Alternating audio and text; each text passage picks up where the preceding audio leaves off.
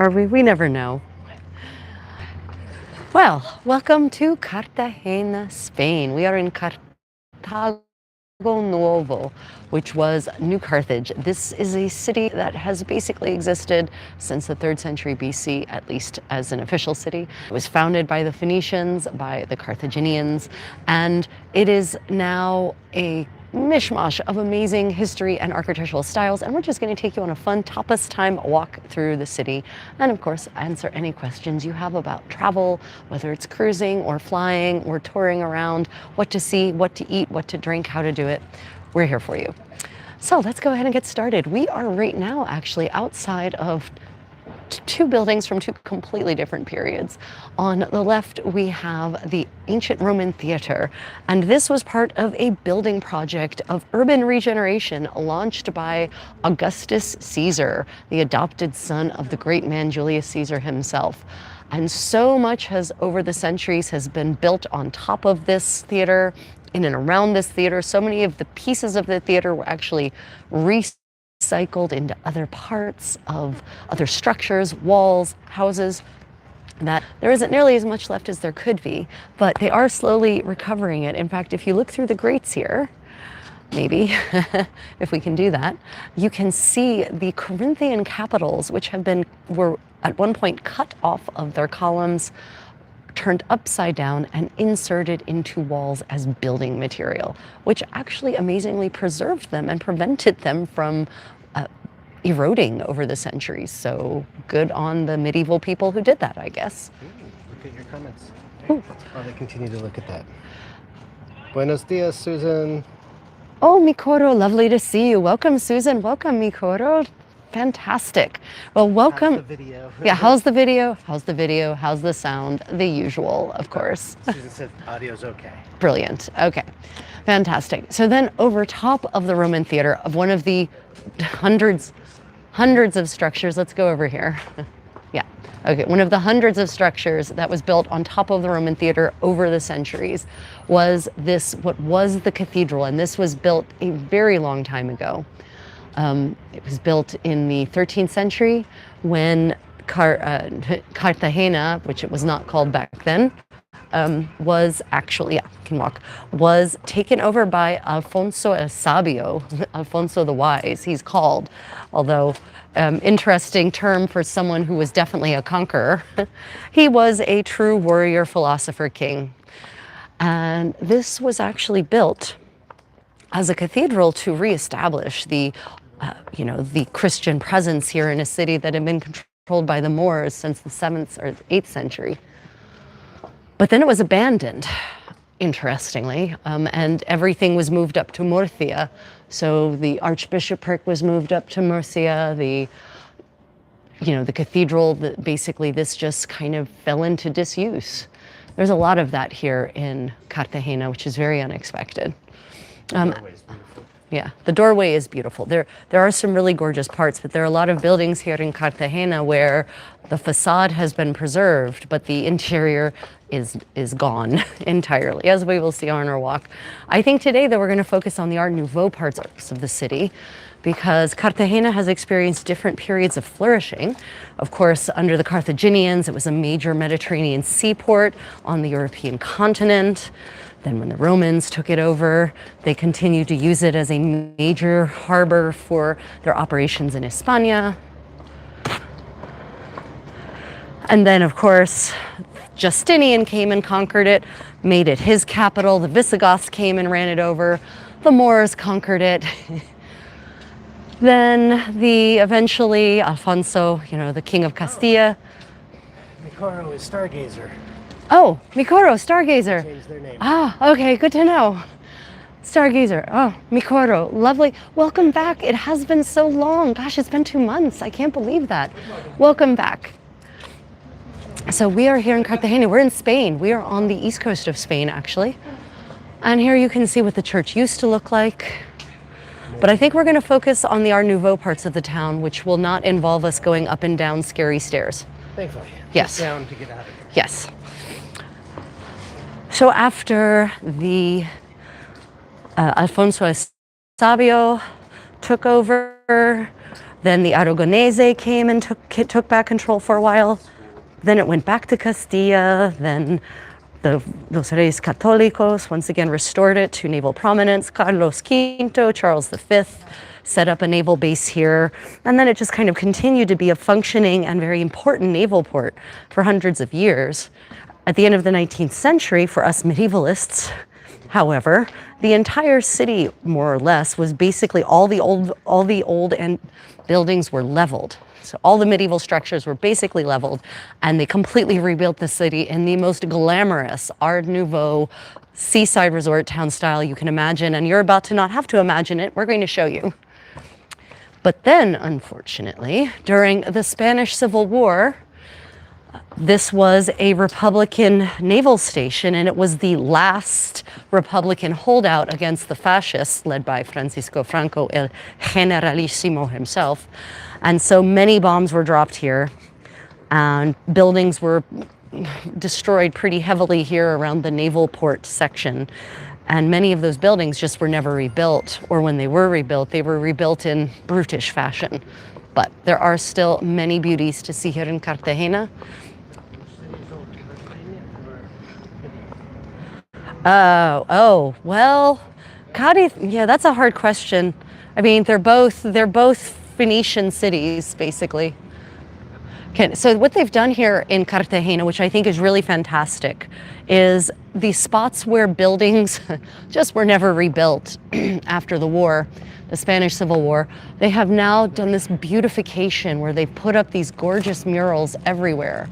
And here it's depicting, the ruined Roman city, a fantasy, not really as it looked, but as, the artist kind of imagines a fantasy of Roman ruins. But still, it's certainly far more beautiful than just a bare wall covered in retaining goo. And one drill from Brazil says hi, and you must visit Brazil. One drill, thank you for joining us. Brazil is definitely on my list. I have family in Brazil. Oh, Susan, for the kitty lovers, the kitties here are very well taken care of. In fact, we found a kitty house, and the sign actually says that no one is to feed the kitties. There are government officials who take care of feeding the stray cats. These are some very healthy cats. In fact, there was one very friendly kitty in the temple to Isis yesterday. He's beautiful, giant tabby cat, really gorgeous striping, and as we were walking away, I heard one of the local residents came out of her shop to take some trash out, and she looked at the kitty and she said, translation from Spanish, "Oh, my little fatty, there you are. You're so handsome.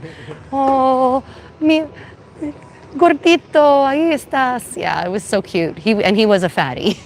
Most of the cats won't let us pet them. Yes, we have had a couple. That really friendly, the really friendly, who is here actually, the really friendly calico, yeah, the pretty calico, the black calico, and then of course the striped one, El Gordito. Definitely let us pet him. El Gordito couldn't run away. He came towards us. But yeah, the Gordito was actually reposing very happily in the ruins of the temple to Isis, because of course, as an ancient Roman town, there were many temples worshiping many different sects of belief, many different cults. And one of those cults was the cult to Isis. And they've excavated the grounds and they've made it accessible in the way that Pompeii is accessible. And the kitties have free access, so. Stargazer has 6. 6 cats? We're up to 4.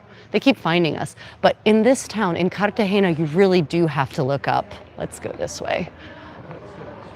Yeah, because there's a car coming that way. You have to catch the boat. We do, yes. This is going to be perhaps a little more turbo, or a little shorter anyway than our usual streams. But here you really do have to look up and appreciate the mastery of Art Nouveau architecture here. These gorgeous oriels, the glassed-in oriels, which add square footage to your apartment. But the brickwork, the masonry, the plasterwork, and in some cases painting, I wish we still built this way in cities modernly, but no, we don't. We build fast, we build cheap. And it's very obvious that some of these buildings are in need of TLC. They do have a certain charm about them, but also when you see the wood rotting, it's more than just an aesthetic issue. Yeah, so we did, but it looks so pretty from below. I mean, it looks interesting anyway. Well, we'll go up here and we'll turn left. This one, there's nothing behind these walls. Oh, yeah, It's so literally just the wall. in many cases, the inside was abandoned and then just rotted out and they tore it down, but they're preserving the facade. And I think the ultimate plan is, hola, oh, gracias. In many cases, the plan, because they do this in Germany too, the plan ultimately, I think, is to actually build something on the inside and basically the facade will just get glued onto that. They do that in Germany quite frequently. Or the plan is just to stabilize it and hope it doesn't collapse. You can see Yeah. Yeah. turned into a car park. Yeah, this one was turned into a car park, so it will not have anything added to it. Let's go this way. Basically, anytime, for the most part, when you see one of these empty spaces, it's because it got bombed out during the war. There was also some unrest here in the 90s. Apparently, there was a big workers' strike, and they set, because there was a big job downturn. And so all the workers became very incensed because there was no more work, actually. And in desperation, they set fire to the legislature. So there's that. Yeah, so we're going to get back to a more beautiful spot. So here in Cartagena, like in many parts of Spain, there are some regional specialties. And we had lunch in a little tiny place called not Bodega, Jesus. Yeah, Bodega Nicolas. And we were the only English speakers there, well, the only native English speakers there. It was completely populated by locals, and we sat next to a very lovely lady who told us, she said, this is my favorite spot. I come here all the time, and it's the best place for montaditos and tapas, and especially for the local regional specialty, which is michirones. And michirones are basically giant fava beans. Well, fava beans are automatically giant. Stewed with ham hock and sausage, chorizo. And then, of course, we also ordered with that this beautiful roasted potatoes in this vinegar garlic sauce, which are called patatas ajo cabañil. And then we also, of course, had tortilla de patatas, traditional, very, very conventional specialty, but it was amazingly delicious. It was fluffy, it was flavorful, it was moist, it was neither undercooked nor overcooked. I don't know what pact with the devil they made to make tortilla so perfectly, but they did. And with 2 glasses of red wine and a small bottle of spring water, 3 dishes, we walked away groaningly full, and that all cost us only about $20 total. It says, don't blame the workers, blame the people who caused the job losses. And I think that's exactly what the workers did. Yeah, I think that, yeah, I definitely don't blame the workers. I mean, okay, maybe it's never. The workers blame the people who did. That's why they burned down the legislature. Yeah, yeah. No, I mean, I'm saying I do not blame the workers for burning down the legislature, although, in fairness, I don't think it's ever a good idea to set fire to things in a city. It's a bad plan. So look at these beautiful balconies up here. Wow, they're so stunning.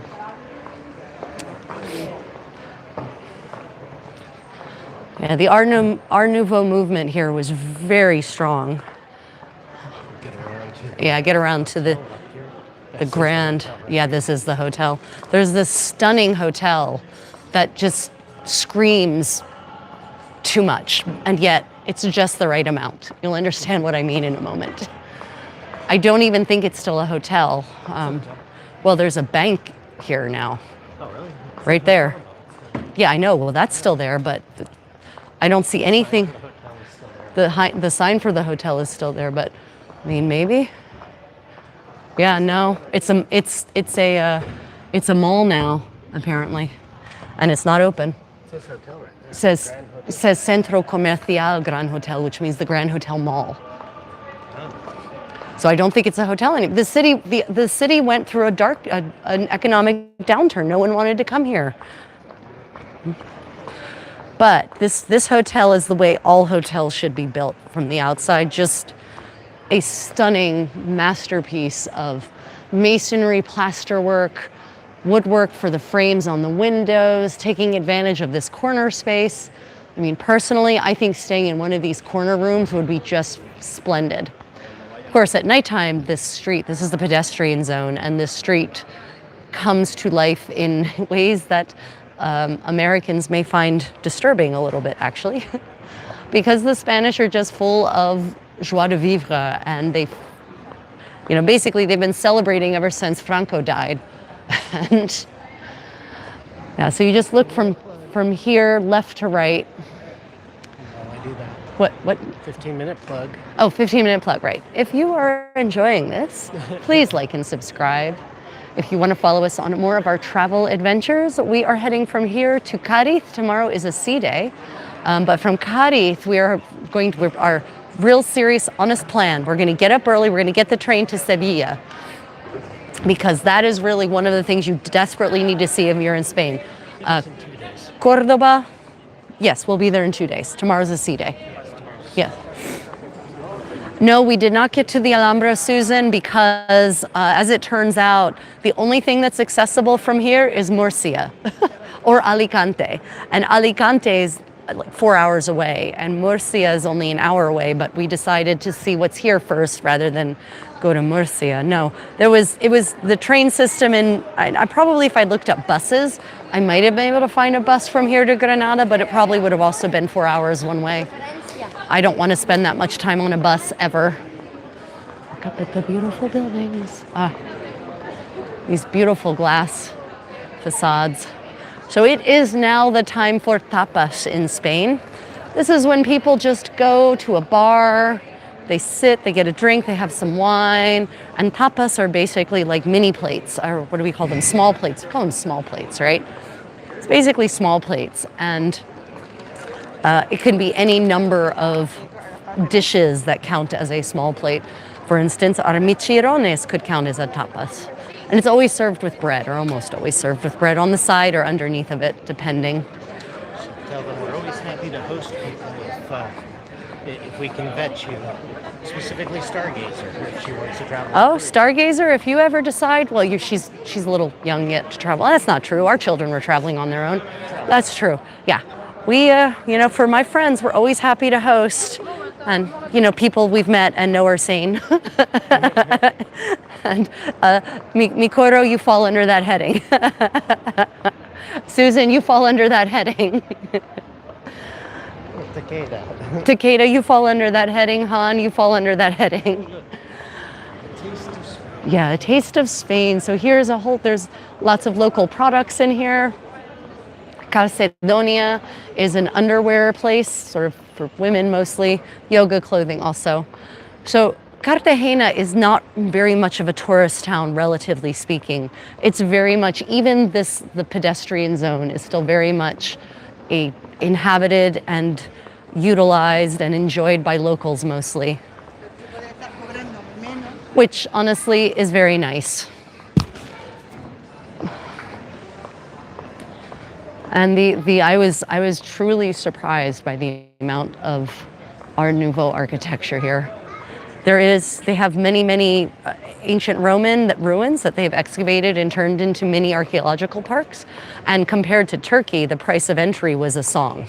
We were able to get a combo ticket for 3 sites for 16 euros per person. And with those with that combo ticket, those combo tickets, it actually included a free drink and a tapa at the Corte Inglés, which is a very expensive department store, at their cafeteria. And their cafeteria has the most stunning view of one of the mountainside fortresses. So it was definitely worth the 20-minute walk to get there and take advantage of our free drink and tapa. It's also right next to the National Museum. Okay, I'm sorry about that. Someone apparently broke into something. Oh. Sorry, guys, trying to block it. Okay, for a moment, everyone, I'm turning the microphone off.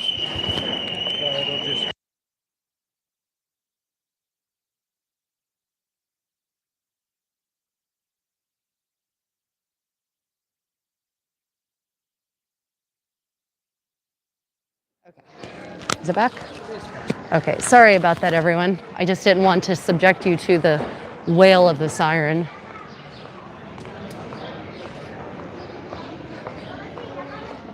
And this, Get mushrooms and tapas.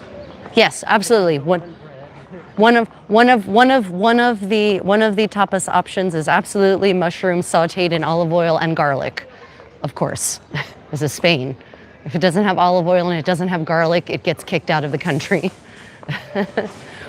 Popular tapas include patatas bravas, for instance, which are like potatoes fried in olive oil. Then you've got potatoes with aioli on it, which is basically a delicious garlic mayonnaise made with olive oil, lemon juice, and garlic. Oh, an egg. So Stargazer asked if the food, or Mikoro, no? Yes. Asked are the food options good? Oh, yes. The food options, we've never been anywhere with bad food. That's not true. The Netherlands. The Netherlands had bad food? Yeah, okay, so my Dutch friends, my Dutch followers, I love you all. You're wonderful people. But Dutch food is pretty bad. But Now we can get good food. no wait. In the Netherlands, you can get Indonesian food, which is delicious. But for the most part, Dutch food is not very good. But yeah, no, Spanish food is delicious. If you like olive oil and garlic and you like stews that are thick and flavorful, if you like, delicious meats like sausage that's not like American sausage, if you like lamb, if you like rabbit, there's a lot of beef eaten here too. Stewed pork, right? There's a lot of the food is actually, the traditional food actually dates back pretty far if you exclude certain more recent additions, ingredients like paprika.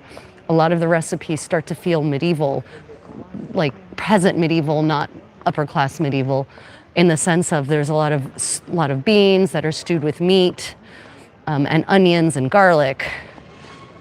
So yeah, I really love Spanish food. I love Spanish food. And of course, the most famous Spanish dish probably is paella, which is an amazing rice dish. And I've taught classes on how to make traditional paella. But paella is not the only rice dish that they have here in Spain. There's all sorts of rice dishes. And they're cooked with saffron and garlic and olive oil and all kinds of flavor giving things. And some of them are made with squid ink, some of them are made with lemon juice, some are made with paprika as the flavor giver. All different kinds of options and different kinds of ingredients that get mixed into the skillet with the rice. You have seafood, you've got land animal.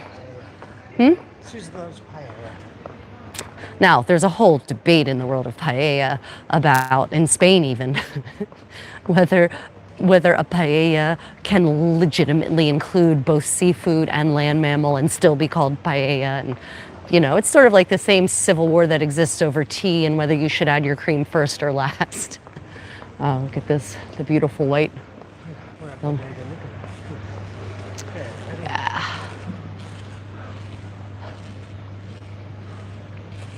I think we'll just walk back this way and then maybe, because we're at the circle. Say hi to Bodega Nicolas.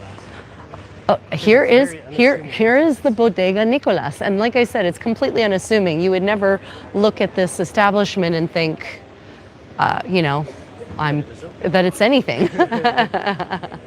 But yeah, this is where the locals go. And to note, if you go to a tapas bar like this, right, you actually sit at the bar.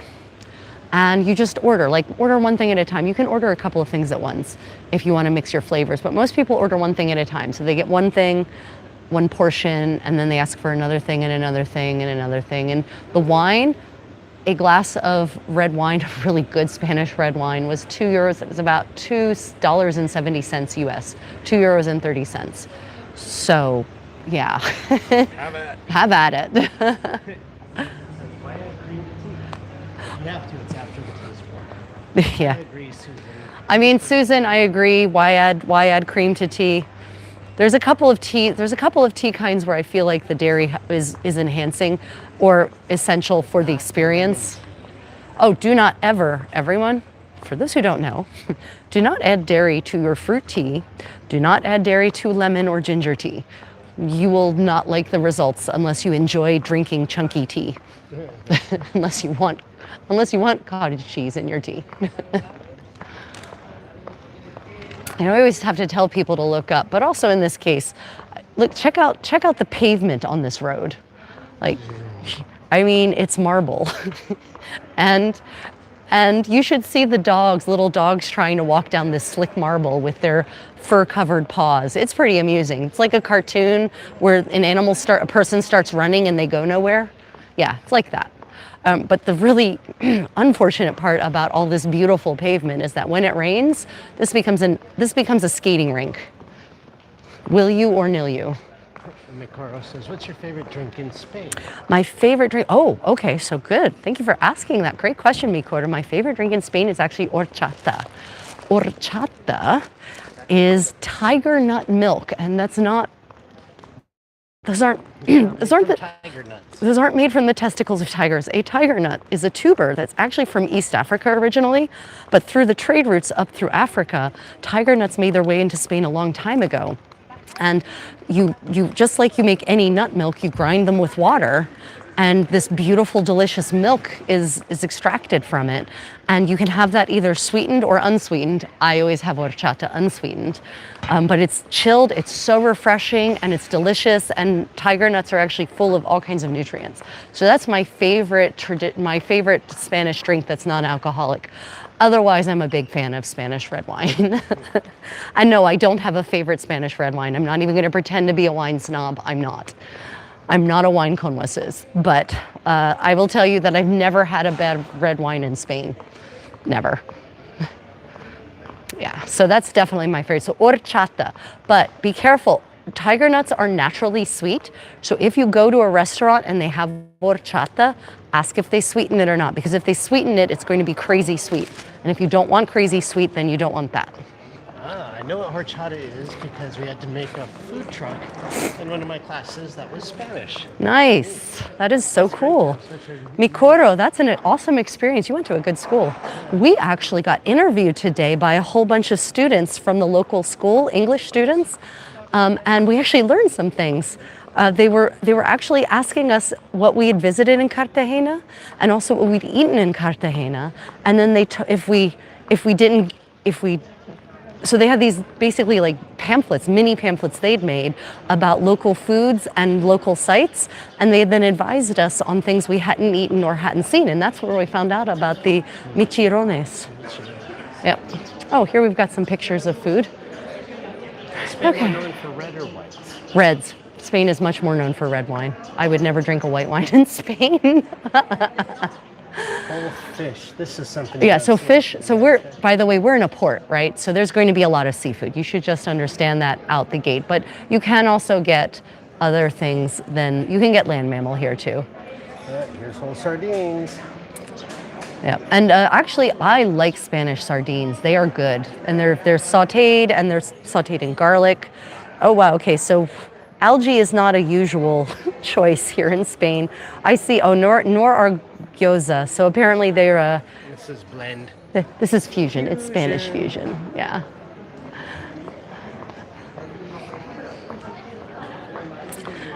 But basically a tapas bar, one of the reasons that you should always go to tapas with lots of friends is because then you can really just get a whole buffet of different tapas. The portions in Spain, and especially here in Cartagena, are very generous. So, you really, ideally, if you want to have a variety, even the small portion is pretty big. So you want to go out with friends, you want to drink a lot of wine, maybe not a lot, but some wine. You want to enjoy the food and the atmosphere. Now, for those of you who are non-smokers like we are, do not sit outside at the outdoor seating if you care about breathing smoke, because unfortunately, when they passed the indoor smoking ban, that meant all the smokers went to the outdoor seating where it's allowed. And so you're going to breathe there's just a lot of people who will sit there for literally 2 hours smoking and drinking a cup of coffee. And that will waft over to you. So just be forewarned, if you want to have a smoke-free experience, you'll have to eat inside the restaurant. Olive oil and algae for win. Yeah, why not? Why not? Olive oil and algae for the win. Indeed. Mikoro asks, what's your favorite country you've been to? Such the Such a difficult question. What's my favorite country to visit? Yeah, that you've been to. Oh gosh. It's a really hard answer because I don't want to play favorites. It's like a parent with their children, but possibly Italy maybe. I really do love Italy. I don't know if I'd love living there because I haven't tried living there, but I get the impression that things are not handled necessarily in a timely fashion. So maybe visiting is nice and living wouldn't be. I have spent multiple weeks there at a time, and that was fine. But again, I didn't have to get a handyman to come and fix my burst toilet or something like that. Did you show them this Oriole, Hanson? Yeah, it's one of my favorite Orioles because it's got all these different media to create this gorgeous look, and it's got the date in plaster molding on the top there, 1906. You can easily, when you look down this beautifully marble paved avenue even perhaps one might say, you can easily imagine, and I meant to bring my Victorian street walking ensemble, but I didn't, specifically for ports like this, because you can absolutely imagine the gentlemen in their three-piece suits and ladies in bustled gowns wafting down this street with their lacy parasols.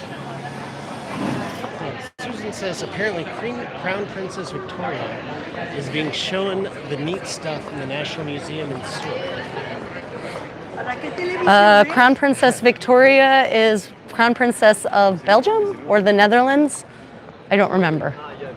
I'm not up to date on my modern day European royalty. I can tell you more about 15th century royalty actually. But that's pretty funny. If she's in Seoul, that's pretty awesome. If that's who I think it is, she's pretty down to earth. Probably makes her security crazy. This one is gorgeous. This one's been restored recently, you can tell. Sweden, right. Yeah, then she's definitely down to earth. Swedish royalty and nobility, very normal.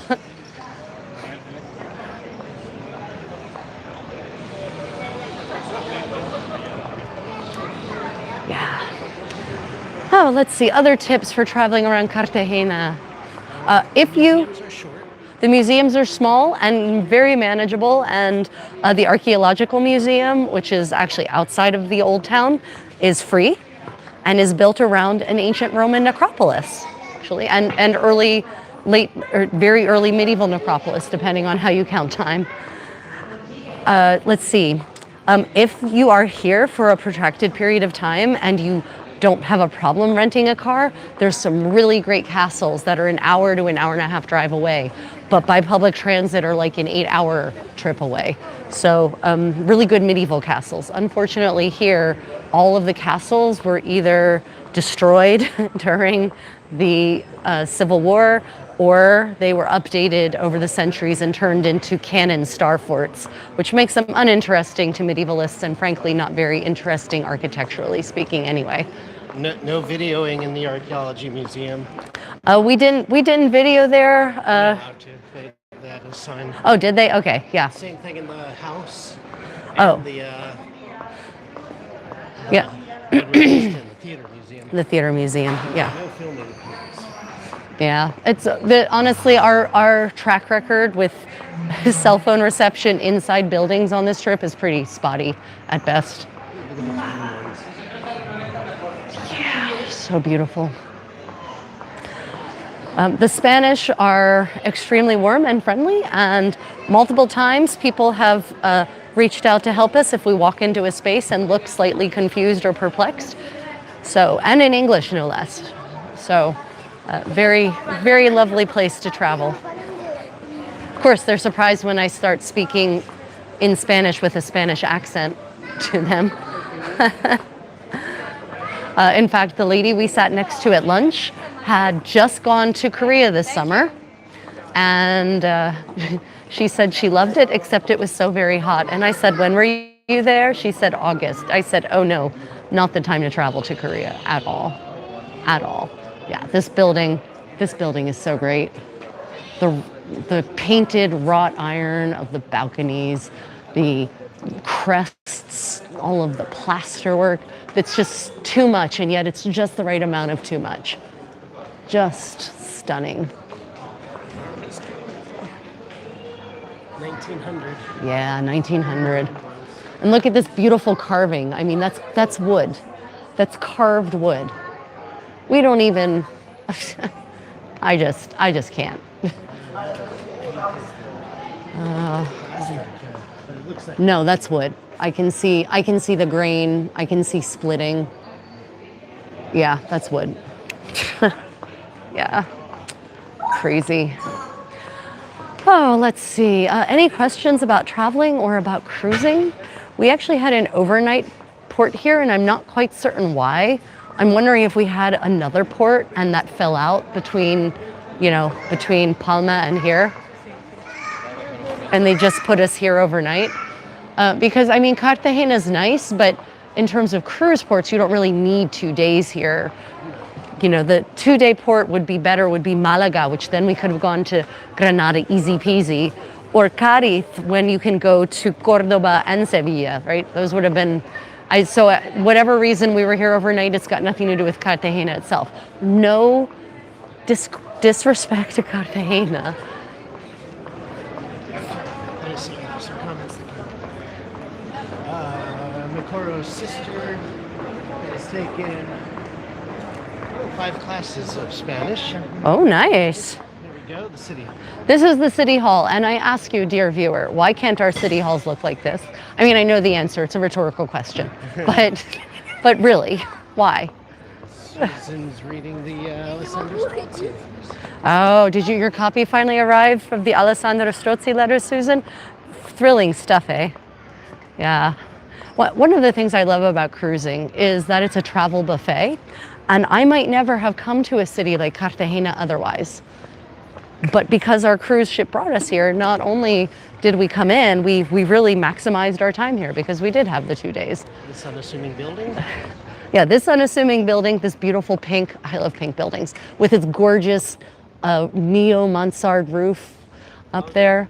Right, this is actually the museum to the ancient Roman theater, which is where we started this. And what's cool about it is it's got a secret underground tunnel that communicates with the ancient Roman theater. It is really fun. Yeah, it's really fun. It's really neat. But again, the way this building looks on the outside is not the way it looks on the inside at all. At all. You would never know you were in a paean to Art Nouveau.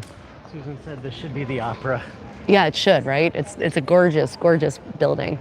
And ILL came through. She was able to get the book. Yay! So let's go to the port. So we actually have, Spain is full of cute, adorable green parrots. Unfortunately, the bell's ringing. There are no green parrots in this part. I think the pigeon cartel has this neighborhood, actually. So that is our ship over there, Queen Victoria. Butt sticking out right there. Excuse me, sorry. And this port is nowhere near as absurdly, obscenely wealthy as Palma is. The size of the ships and boats here, moored here, are much more reasonable and budget conscious than the James Bond super yachts that pollute the waters of Palma. Here you go. The walls of Carlos. Oh yeah, so Carlos III was, I think, the last Habsburg king of Spain, but if he wasn't, he should have been, because he was so deformed and mutated from decades of inbreeding, of incest. He's the one who ordered these walls to be built, and they did surround the whole old town originally. They are cannon towers, it's cannon walls. Yes, Susan, and his name is Inzaghi. Inzaghi, Vincenzo's pigeon. Pigeon cartel. Yeah, Inzaghi from Vincenzo. Oh, there's a new one. There's a new super yacht. Yeah. No, there were 3 super yachts yesterday. So we have 3 super yachts here in port, and I think they're in the side that is intended for repairs, actually. So they might be having work done. or they're in harbor, they're in for the winter, possibly also. Not that there's much in the way of winter here in the Mediterranean, but Shout out if you know the Inzaghi reference. yeah, shout out if you get the Inzaghi reference. This is a road. Yeah, this is technically a road, even though it deceivingly continues to look like the pedestrian street. Okay, plug. If you're enjoying this live stream and wish to follow us on more of our travels, don't forget to like and subscribe, everyone. And if you'd like to support my travel content and or take advantage of extra content, extra benefits, consider becoming a channel member, which does also include access to my Creative Contessa Discord. If you're a member and you haven't yet gotten that invitation, let me know in the comments. I'll make sure I get it to you. There is our ship behind that forest of sailing masts, Queen Victoria. She is lovely. On the back end of her, on the front end, in front of her anyway, I guess as the directions go, is a Viking ship. That's the Viking Neptune, I believe. We think they're merchant Viking ships. We are 1,000,000% that is a merchant Viking ship because raiders can't afford luxury accommodations like that.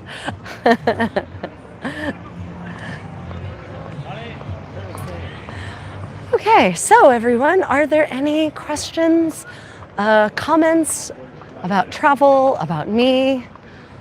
We're nearing the end. We still have a little bit of time to take questions. But my condotiero's arm is apparently getting tired and he can't. Oh, well, I guess I could take that bag if you want to switch arms. No, that's okay. It's getting close for us, time for us to board again, but we'll walk you up to the ship so you can get an up close view of her while you ask any other questions or share any of your own travel experiences. Have any of you gone on a cruise? I have to say, some people think that cruising is not for them, but I think they have a false idea of what it's about, right? That certainly movies and television haven't really helped with the reputation of cruising. First off, different cruise lines offer different experiences. Cunard offers a more traditional, elegant experience, including enrichment speakers on a variety of topics, ballroom dancing in a proper ballroom with a live dance orchestra, proper fine dining in an Art Deco style restaurant with a 5-course meal and a full team of waiters to cater to your every desire, right? There's that. Then of course you have your party ships. Then you've got your real excitement explorer ships of a smaller type that go to, places like Antarctica. But what I love about cruising, other than being pampered in this elegant style, is that it allows me a chance to explore a variety of places all in one period of time and then decide, shoot, they all stopped, and then decide if I want to return again. Oh, by the way, for those who don't know what a date tree looks like, this is a date palm. Those are what dates look like before they're ripe, actually. And the parrots love to eat these. So these parrots are date-fed parrots. I wonder if that makes them sweeter for the birds of prey.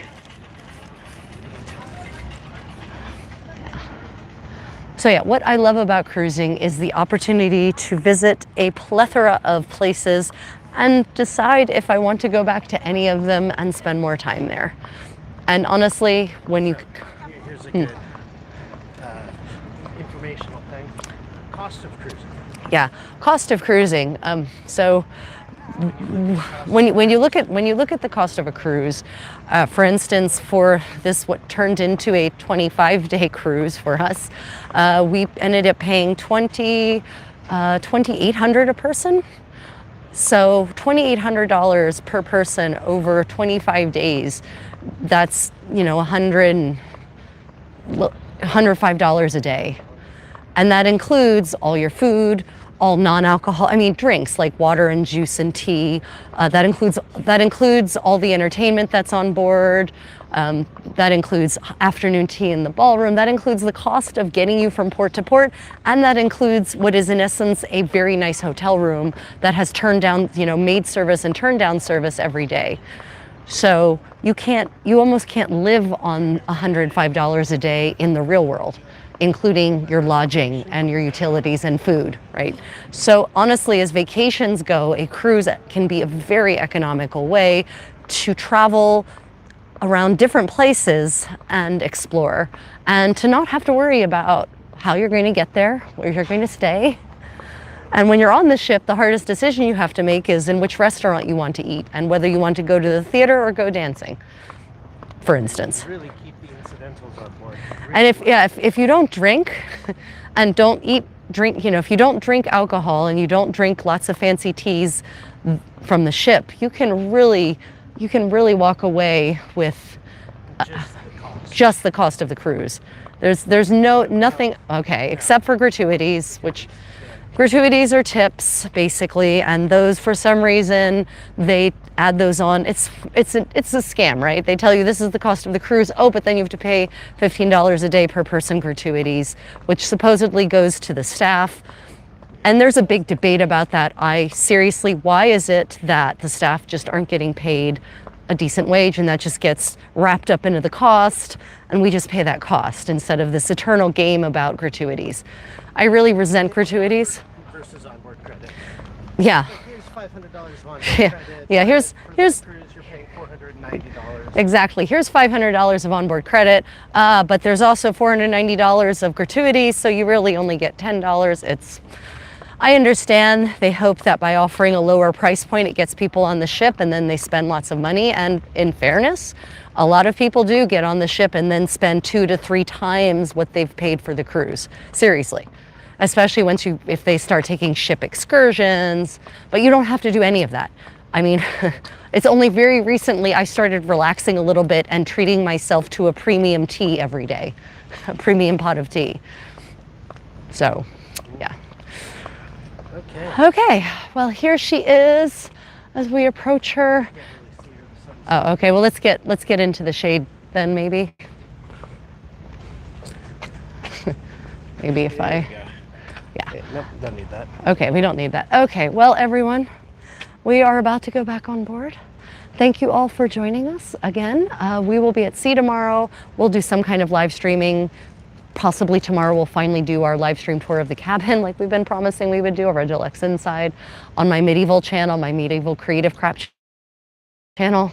I will no doubt be doing some kind of sewing party tomorrow, so stay tuned for that. Tomorrow will be a gala evening, so we'll be getting dressed up finally once again, and then the day after that we are in Cadiz and we're going to be in Sevilla, and I really do hope to do some live streaming in Sevilla with you all. Otherwise, if you're watching this as a recording, please pop any questions in the comments.